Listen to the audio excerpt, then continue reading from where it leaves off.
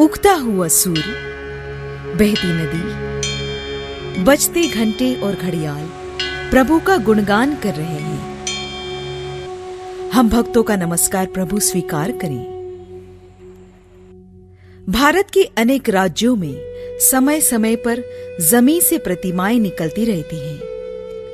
यह कार्य जैन धर्म की अनादि निधन रूपता का संदेश देता है।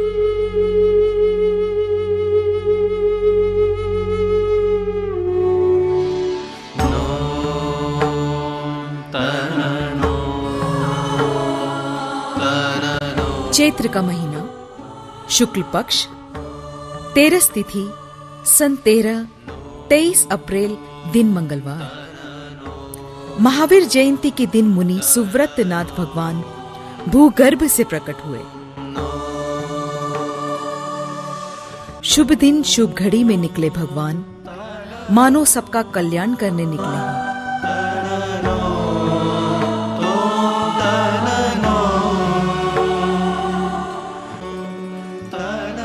अष्टानिका पर्व पर परम विदुषी लेखिका आर्य का रत्न 105 श्री स्वस्ति भूषण माता जी यहाँ पधारी थी। सिद्ध चक्र विधान के दौरान उन्होंने कहा था कि अभी यहाँ और भगवान भूगर्भ से निकलेंगे। जल्द ही माताजी की यह वाणी सत्य साबित हुई। जो इस क्षेत्र जहाजपुर क्षेत्र पर आ चुके हैं उनको यहाँ की भव्यता, यहाँ की सौम्यता, यहाँ की विशालता और प्राचीनता के बारे में बताने की ज़रूरत नहीं है। और ये कहना भी अतिशयोक्ति नहीं होगा कि स्वयं भगवान ने ही पूज्य माता जी को यहाँ बुलाया। उनके द्वारा ये सब होना था, ये शायद प्रभु की ही मर्जी थी। क्योंकि जहाजपुर को जिसे कोई जानता नहीं था, हमने भी स्वयं पहली बार ही नाम सुना था और यहाँ स्वयं माता जी ने आकर सिद्ध चक्र विधान रचवाया। बहुत विशालता में वो कार्यक्रम हुआ। उसके बाद माता जी यहाँ से 20 किलोमीटर विहार करके देवली गई और महावीर जयंती का वो महान दिन था जिस दिन भगवान भूगर्भ से निकले। पूरा जहाजपुर हर्षित हो उठा। भगवान की जय जयकार गूंजने लगी। ऐसा महसूस हो रहा था मानो साक्षात परमात्मा के दर्शन हो रहे हैं। अधरों पर मुस्कान, नैनों में अश्रुधारा, भक्तगण भाव विभोर थे। जहाजपुर की धरा पावन हो चुकी थी। सभी प्रभु के आगे नतमस्तक थे। अतिशयकारी प्रभु ने भूगर्भ से बाहर आते ही अपने चमत्कार से श्रद्धालुओं को आश्चर्यचकित कर दिया। प्राकट्य के दौरान उनकी प्रतिमा का रंग नीला था। कुछ समय बाद ये हरे रंग की हो गई। इसके बाद प्रतिमा का रंग स्लेटी नजर आने लगा। जिस दिन यह घोषणा की गई कि ये भगवान मुनि सुव्रतनाथ जी हैं, उस दिन से प्रतिमा गहरे काले रंग की प्रतीत होने लगी। यह अपने आप में एक बड़ा चमत्कार था। सारे गांव में यह चर्चा का विषय था। भारी संख्या में श्रद्धालु धर्म स्थल पर पहुंचने लगे थे। चहुं ओर भगवान की जय जयकार गुंजायमान थी। भूगर्भ से प्रकट हुए भगवान सुव्रतनाथ जी के दर्शन को भारी भीड़ जमा थी। करीब 2.5 टन वजनी प्रतिमा को जेसीबी के माध्यम से भारी मशक्कत के बाद बाहर निकाला गया था। लेकिन चमत्कार होने अभी शेष थे। 18 जून को स्वस्ति धाम में लाते समय मात्र 5 श्रद्धालुओं ने प्रतिमा को आसानी से उठा लिया। स्वस्ति धाम में लाए जाने के बाद करीब 100 लोग मिलकर भी प्रतिमा को उठा नहीं पा रहे थे। पूज्य माता जी के स्वस्ति धाम में आते ही प्रतिमा फिर हल्की हो गई और उन्हीं 5 लोगों ने प्रतिमा को वेदी पर विराजित किया। संपूर्ण वातावरण में अतिशय के रंग घुल चुके थे। श्रद्धालु नतमस्तक थे। एक अतिशय ऐसा था जिस प्रतिमा को उठाने के लिए जेसीबी भी झुक गई थी। जब उस पे जेसीबी का बैलेंस बनाने के लिए 15-20 लड़कों को खड़ा किया गया था, उस प्रतिमा को जब इस क्षेत्र पर लाया जा रहा था तो मात्र 5 लड़कों ने उस प्रतिमा को उठाकर पिकअप में रख दिया। उन्होंने सोचा कि माता जी को क्षेत्र पर आने से पहले वेदी में विराजमान कर दें, लेकिन भगवान ऐसा शायद नहीं चाहते थे। उन्होंने ऐसा अतिशय दिखाया कि कम से कम 50 से 100 लोग इस प्रतिमा को वेदी में विराजमान करने के लिए आतुर थे, लेकिन जब तक माताजी क्षेत्र पर नहीं पहुंची, तब तक ये प्रतिमा वेदी में विराजमान नहीं हुई। जैसी माताजी ने क्षेत्र पर अपना कदम रखा, वैसी ये प्रतिमा थोड़ी हिलने लगी और जैसे ही माताजी मंदिर में आई, ऐसी ये प्रतिमा विराजमान हो गई और मात्र 5 लोगों के द्वारा। वह माताजी के चातुर्मास की मंगल कलश स्थापना का दिवस था। चारों ओर से भक्त यहाँ पहुंचे थे। शाम 4 बजे मंगल कलश स्थापना हुई। रात्रि 8 बजे मुरार और जहाजपुर के 2 किशोर दर्शन कर रहे थे। उन्होंने देखा कि भगवान की नाभि से एक दिव्य ज्योति निकली है। प्रभु की नाभि के नीचे स्पंदन यानी सांस लेने में पेट अंदर बाहर होने जैसी प्रक्रिया होने लगी। उन्होंने अपने परिजन व अन्य लोगों को बुलाया। यहाँ भारी भीड़ जमा हुई। माताजी को भी बुलाया गया। यह अतिशय उन्होंने भी देखा। श्रद्धालुओं की आंखें फटी की फटी रह गई। देखते ही देखते यह समाचार मोबाइल और सोशल मीडिया के माध्यम से पूरे देश में फैल गया। लोग जगह जगह से यहाँ खींचे चले आए। कुछ ही समय में लाखों लोगों ने इस अतिशय को अपनी आंखों से देखा। इसी प्रकार 23 जुलाई को प्रभु के माथे पर कभी ओम के आकार की रेखाएं नजर आती, कभी विलुप्त हो जाती। वो 26 जुलाई 2014 शनिवार अमावस्या का दिन था। सुबह करीब 500 लोगों ने प्रभु का अभिषेक किया। इसके बाद मंच पर कार्यक्रम चल रहा था। कोटा से आए लोगों ने 1008 दीपों से आरती की। उन्होंने देखा भगवान की दाईं आंख से दिव्य रोशनी निकल रही थी। करीब 5000 श्रद्धालु उस वक्त वहां उपस्थित थे। जब वे प्रभु के चरण में गए तो देखा कि भगवान का स्वयंमेव अभिषेक चल रहा है। अपनी आंखों से यह अतिशय देख वे स्वयं को धन्य मान रहे थे। त्रिलोक तीर्थ प्रणेता आचार्य श्री 108 विद्याभूषण सन्मति सागर जी महाराज एवं आचार्य श्री 108 ज्ञान सागर जी महाराज की शिष्या परम विदुषी लेखिका आर्यका रत्न 105 श्री स्वस्ति भूषण माता जी अपने आचार, व्यवहार व कार्य से निरंतर सामाजिक चेतना के नया आयाम स्थापित कर रही हैं। आध्यात्म एवं तप के कठोर सोपानों पर चढ़ते हुए अब तक 30,000 किलोमीटर की पैदल यात्रा ने आर्यका श्री को तन मन से दृढ़ता प्रदान की है। ध्यान योग के शताधिक शिविरों का आयोजन, 80 जैन साहित्य ग्रंथों की रचना, सम्मेद शिखर जी की 121 वंदना, 200 से अधिक शुभकामना परिवारों का गठन, कोटा के स्कूल कोचिंग में विद्यार्थियों को संबोधन और विभिन्न जेलों में दुर्दांत अपराधियों को सदाचार का पाठ पढ़ाने का साहस करने वाली आर्यका श्रेष्ठ का वैराग्य सिर्फ कल्याण के लिए नहीं अपितु जन जन के कल्याण का संवाहक बनने लगा है। की जय। परम पूज्य आर्यका स्वस्ति भूषण माता जी अत्यधिक वात्सल्य की धनी हैं, जिनकी शरण में मुझे 9 साल से रहने का मौका मिल रहा है और आगे भी मिलता रहेगा। परम विदुषी लेखिका आर्यका शिरोमणि स्वस्ति भूषण माता जी, जिन्होंने अपनी अल्प आयु में 80 से भी अधिक ग्रंथों की रचना कर ली है, वह और जिनकी प्रेरणा से जहाजपुर में इस विशालकाय स्वस्ति धाम का निर्माण हो रहा है और जहाँ मुनि सूरतनाथ भगवान के इतने अतिशय हुए हैं। और उनमें से एक अतिशय यह भी है कि पूज्य माता जी ने जब जब जहाजपुर से बिहार करना चाहा, भगवान ने कुछ ऐसा अतिशय दिखाया कि वो यहाँ से बिहार नहीं कर पाई। 12 बीघा जमीन पर बने अतिशय क्षेत्र में नवनिर्मित हो रहे स्वस्ति धाम की महिमा अपनी दिव्यता और आध्यात्मिक शक्ति की चेतना से देश में विख्यात हो चुकी है। यहाँ लगभग 2.5 टन वजनी श्यामवर्णी दिव्य प्रतिमा के दर्शन कर श्रद्धालु धन्य हो रहे हैं।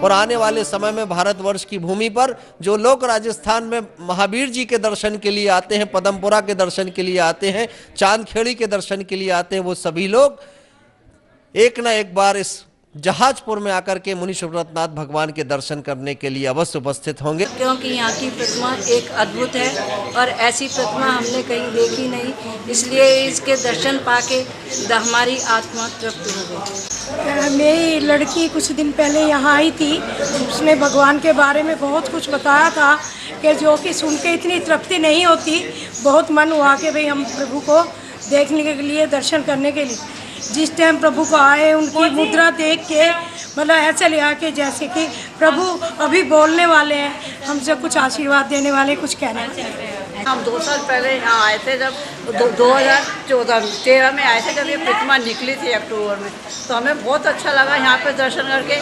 पता नहीं भगवान ने हमें अपनी तरफ आकर्षित किया कि जिसलिए हम दर्शन करने यहाँ तक आ गए हैं। इस प्रतिमा को देखकर मन बहुत खुश हो जाता है। मन में कितनी शांति आई, उसको शब्दों में कैसे विकसित किया जाए। यहाँ की अतिशय के बारे में और यहाँ की विख्यातता के बारे में मैंने काफ़ी सुना है। आज यहाँ आके सब कुछ प्रत्यक्ष दर्शन करके बहुत ही ज़्यादा अच्छा लगा।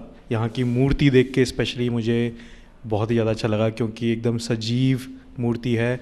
जान करके कि ये 900 साल पुरानी मूर्ति है, इतनी सुंदर नया नक्श और इतने सुंदर और इसका सब कुछ बना हुआ है कि एकदम देखते ही बनता है। यहाँ की जिस तरह की भावना हुई और जिस तरह के मन में विचार जागे, बहुत ही अच्छा लगा जाके। समय समय पर भूगर्भस्थ में प्रतिमाएं निकलती रही हैं, किंतु जहाजपुर में जो भगवान मुनि सुब्रतनाथ प्रकट हुए हैं, इनका अतिशय सुनकर सारी दुनिया को एक बार सोचना पड़ा है, क्या ऐसे भगवान भी संसार में होते हैं जिनके दर्शन करने के बाद जो देखता है तो देखते ही रह जाता है, पलक झपकना भूल जाता है। और अतिशय सुनकर तो हैरानी होती है। लोगों से सुनते हैं, देखते हैं तो लगता है कि ऐसे अतिशयकारी प्रभु तो हमने आज तक नहीं देखे हैं। भगवान के दर्शन अपने आप में एक अतिशय हैं। दूर दूर से लोग आते हैं, प्रभु के दर्शन करते हैं, स्तब्ध रह जाते हैं। बंधुओं, ऐसे भगवान जहाजपुर में निकले हैं कि जैसे संसार में आज तक नहीं देखे हैं। और जिन लोगों ने दर्शन किए हैं वो देखकर अपने जीवन में परिवर्तन महसूस कर रहे हैं, अपने जीवन में अतिशय महसूस कर रहे हैं। जहाजपुर में जहाज मंदिर बन रहा है। ऐसे अतिशयकारी प्रभु के लिए जहाज मंदिर बनाया जा रहा है, और जब बन रहा है तो भक्तों के पुण्य से बन रहा है और भक्तों के कारण से ही बन रहा है। ना जाने कितने वर्षों से भगवान जमीन के अंदर थे, मगर उसके बाद भी कहीं कुछ नहीं पता था, और वहाँ भी उनकी पूजा आराधना उनके भक्त देवी देवता करते थे और आज भी कर रहे हैं। इनके साथ निकली अपराजिता देवी की प्रतिमा जो आज भी इनके साथ में यहाँ पर रखी हुई है, और इनके अतिशय करने वाले देवी देवता, इनके भक्त इनके साथ ही रहते हैं। जहाजपुर में जो जहाज मंदिर बन रहा है, उस जहाज मंदिर में भक्तों का पुण्य लगना चाहिए। एक बार की बात है, एक जगह आग लग गई और सभी लोग उस आग को बुझाने के लिए पानी लेकर दौड़े। कोई बाल्टी से पानी डाल रहा, कोई गगरी से पानी डाल रहा, कोई गिलास से पानी डाल रहा, कोई लोटे से पानी डाल रहा। एक चिड़िया ने देखा तो वो चिड़िया अपनी चोंच में पानी भरकर लाती और वो बूंद आग में डाल देती। बार बार ऐसा कर रही थी। लोग उसे देखकर हंसने लगे। अरे चिड़िया, तो ये क्या कर रही है कि तेरी इस चोंच की एक बूंद पानी से आग बुझ जाएगी क्या? चिड़िया ने कहा, नहीं बुझने वाली, मैं जानती हूँ, लेकिन जब भी इतिहास लिखा जाएगा तो मेरा नाम आग लगाने वालों में नहीं, आग बुझाने वालों में लिखा जाएगा।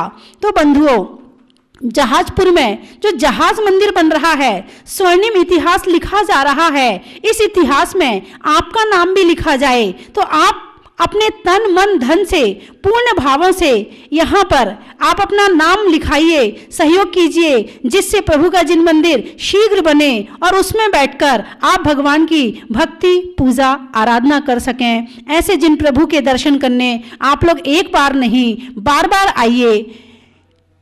चलने में पाथ का, मित्रों में साथ का, तीर्थंकरों में मुनि सुब्रतनाथ का। बड़ा ही महत्व है। पंखा में झलने का, बच्चों में पलने का, भगवान के जमीन से निकलने का बड़ा ही महत्व है।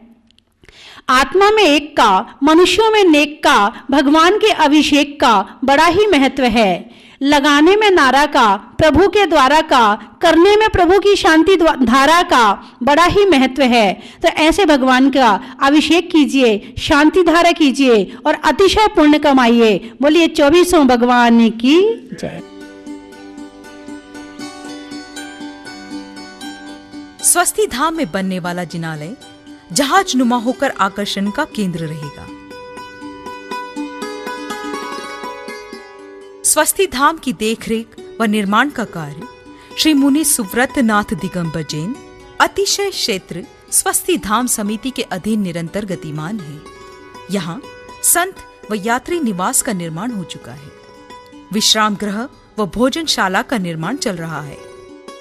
इस स्थान को और अधिक आकर्षक, सुविधा युक्त और रमणीक बनाने में अपना तन मन धन से भरपूर सहयोग दें।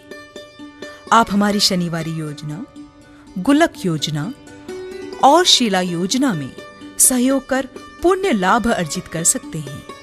सहयोग राशि श्री मुनि सुव्रत नाथ दिगंबर जैन, अतिशय क्षेत्र स्वस्ति धाम जहाजपुर के नाम से state bank of Bikaner and Jaipur और बैंक ऑफ बड़ौदा में सहयोग राशि जमा कर सकते हैं।